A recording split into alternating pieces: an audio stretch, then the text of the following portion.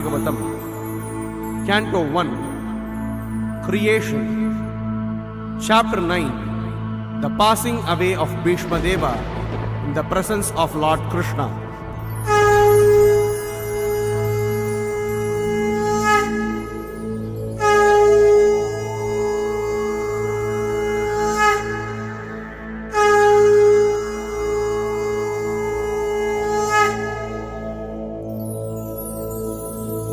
सूत उवाच इति बीतप्रजाद्रोहात् सर्वधर्मविवित्सया ततोऽपि नशनं प्रागाद् यत्र देवव्रतोपतते तदा ते भ्रातरः सर्वे सतश्वै स्वर्णभूषितैः अन्वगच्छन् रथैर्विप्रा व्यासदौम्यादयस्तथा भगवान् अपि विप्रर्षे रथेन स धनञ्जयः सतैर्व्यरोचत नृपः कुबेर इव गुह्यकैः दृष्ट्वा निपतितं भूमौ दिवश्च्युतमिवामरम् प्रणेमु पाण्डवा भीष्मम् सानुगासह चक्रिणा तत्र ब्रह्मर्षयः सर्वे देवर्षयश्च सत्तम राजर्षयश्च तत्रासन् द्रष्टुं भरतपुङ्गवम् पर्वतो नारदो दौम्यो भगवान् बादरायणः बृहदश्वो भरद्वाजः सशिष्यो रेणुकासुतः वसिष्ठ इन्द्रप्रमदस्त्रितो गृत्समदोषितः कक्षीवान् गौतमोऽत्रिश्च कौशिकोऽथ सुदर्शनः अन्ये च मुनयो ब्रह्मन् भ्रमरातादयो मलाः शिष्यैरुपेता जग्मुः कश्यपान् गिरसादयः तान् समेतान् महाभागान् उपलभ्य वसूत्तमः पूजयाम् आसधर्मज्ञो देशकालविभागवित् कृष्णं च तत्प्रभावज्ञ आसीनं जगदीश्वरम् हृदि स्तं पूजयाम् आस माययोपात्तविग्रहम् पाण्डुपुत्रान् उपासीनान् प्रश्रय प्रेम संगतान्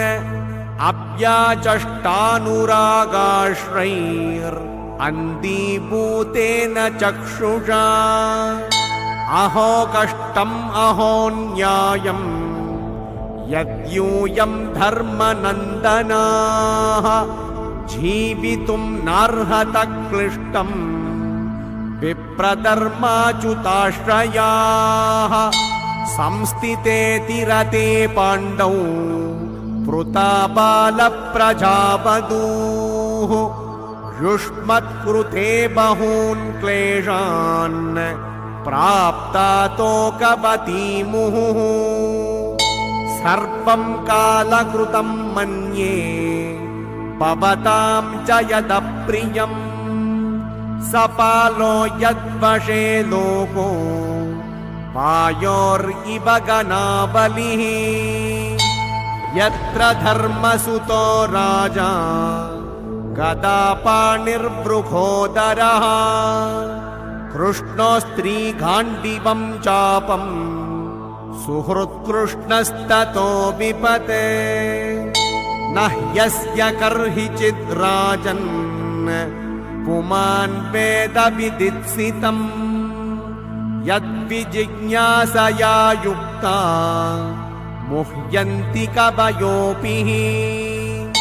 तस्मात् इदं दैवतन्त्रं व्यपस्य भरतर्षभ तस्यानुविहितो नाथ पाहि प्रजाप्रभो एष वै भगवान् साक्षात् आद्यो नारायणः पुमान् मोहयन् मायया लोकम् गूढश्चरति वृष्णिषु अस्यानुभावं भगवान् वेदगुह्यतमं शिवः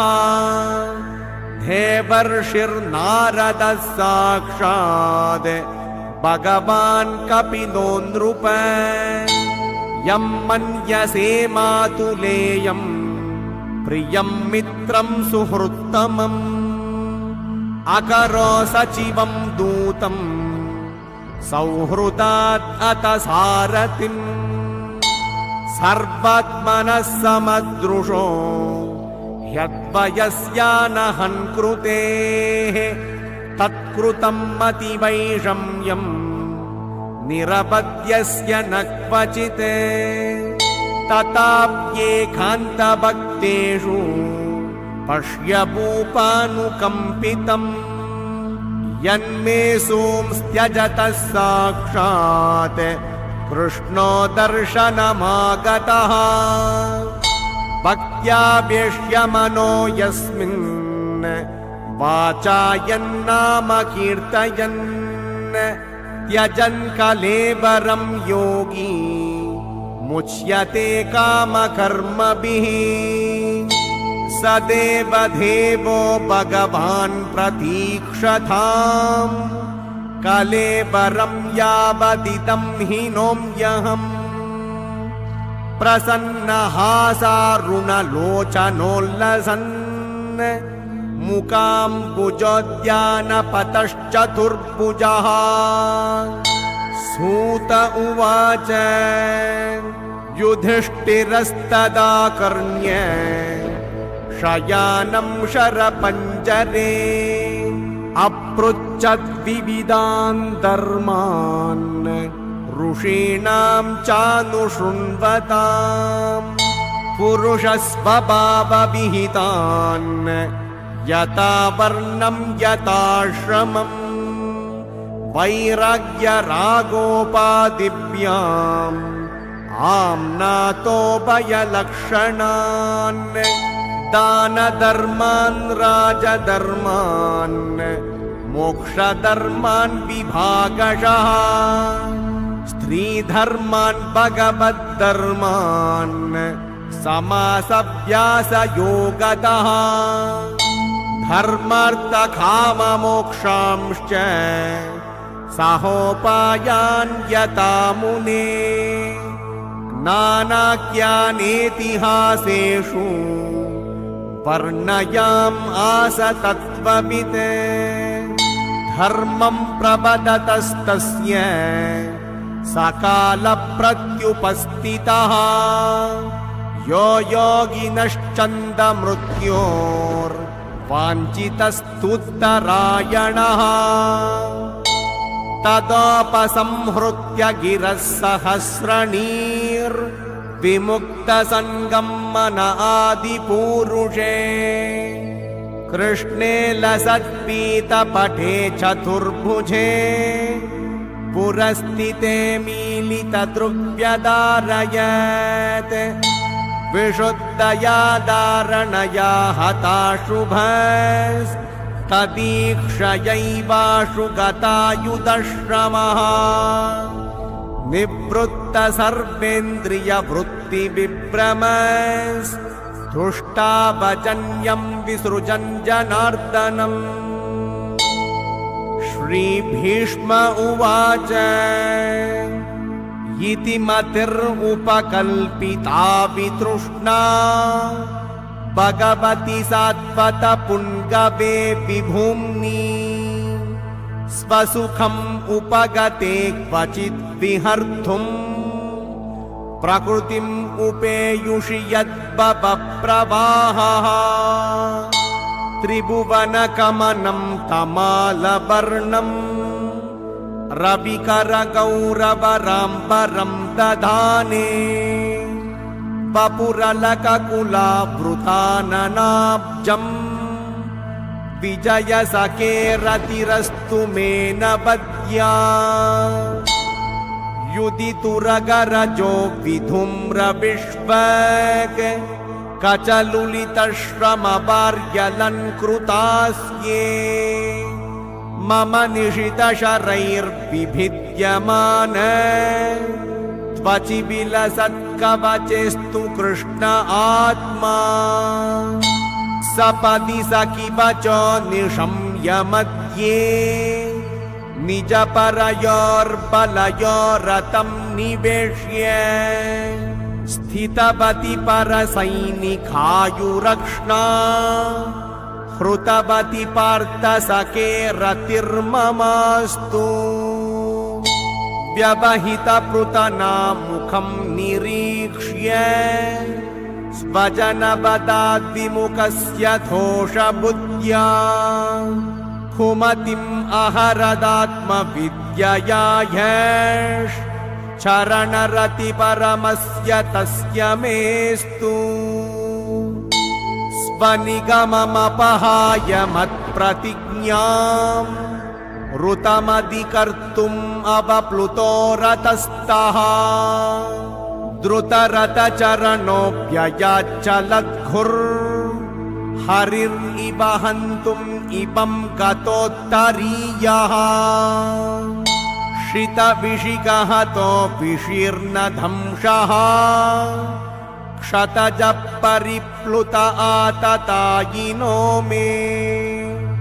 प्रसभम् अपि ससार मत्पदार्थम् स भवतु मे भगवान् गतिर्मुकुन्दः विजयरथकुटुम्ब आत्ततोत्रे द्रुतः यरश्मिनित्तच्छ्रिये क्षणीये भगवति रतिरस्तु मे मुमूर्षोर् यमिह निरीक्ष्य हता गतस्वरूपम् ललितगतिविलासवल्गुहास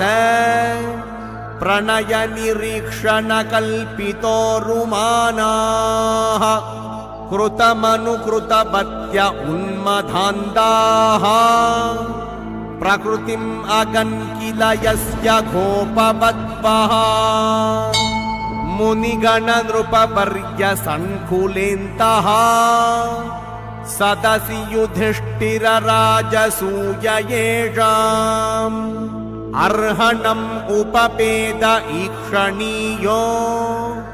मम दृशिगोचर एष आविरात्मा तमिममहमजं शरीरभाजाम् हृदि हृदि दृष्टितम् आत्मकल्पितानाम् प्रतिदृशम् इव नैकधार्कमेघम् समधिगतोऽस्मि विदूतभेदमोहः सूत उवाच कृष्ण एवं भगवती मनोवाक्दृष्टिवृत्तिभिः आत्मन्यात्मानमावेश्य सोऽन्तश्वास उपारमत सम्पद्यमानमाज्ञाय भीष्मं ब्रह्मणि निष्कले सर्वे बभूवुस्ते तूष्णीं वयांसि वदिनाद्यये